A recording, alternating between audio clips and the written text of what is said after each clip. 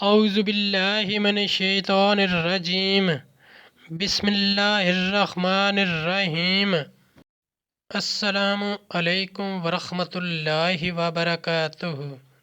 طالب علم ساتھیوں، اس سے پہلے والی ویڈیو میں ہم نے سورہ بقرہ کی آیت نمبر 224 کا ترجمہ اور تفسیر پڑھی، جس کا لنک میں نے اس ویڈیو کے ڈسکرپشن میں شیئر کر دیا ہے۔ اس ویڈیو میں ہم پارہ نمبر 2 سورہ بقرہ کی آیت نمبر 225 اور 226 کا ترجمہ اور تفسیر پڑھیں گے اور قرآن کی روشنی میں اہم دینی مسائل بھی سیکھیں گے۔ فرمانے والی شان ہے کہ علم حاصل کرنا ہر مسلمان مرد عورت پر فرض ہے۔ اے اللہ ہمارے علم میں اضافہ فرما، آمین۔ آیت نمبر 225۔ لا یؤاخذکم اللہ باللغو فی ایمانکم ولکن یؤاخذکم بما کسبت قلوبکم واللہ غفور حلیم۔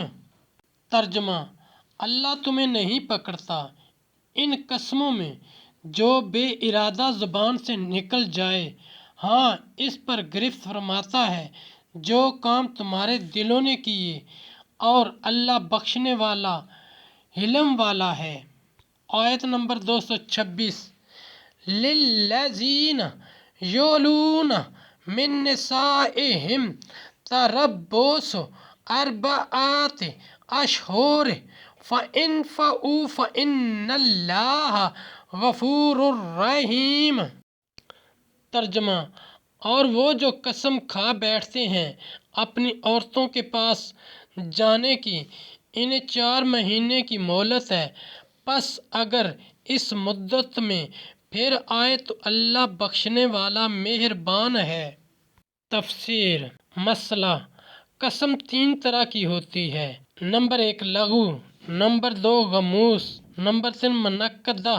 لغو یہ ہے کہ کسی گزرے ہوئے امر پر اپنے خیال میں صحیح جان کر قسم کھائے اور در حقیقت وہ اس کے خلاف ہو، یہ معاف ہے اور اس پر کفارہ نہیں۔ نمبر 2 غموس، یہ ہے کہ کسی گزرے ہوئے امر پر دانستہ جھوٹی قسم کھائے، اس میں گناہ گار ہوگا۔ نمبر 3 منعقدہ، یہ ہے کہ کسی آئندہ امر پر قصد کر کے قسم کھائے، اس قسم کو اگر توڑے تو گناہ گار بھی ہے اور کفارہ بھی لازم ہے۔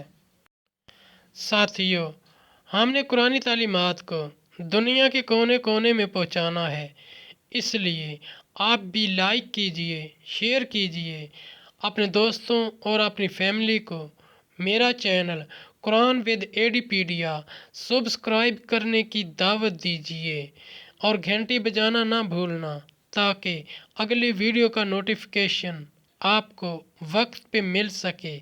اللہ کریم ہم سب کی نیک اور جائز حاجات پوری فرمائے، آمین یا رب العالمین۔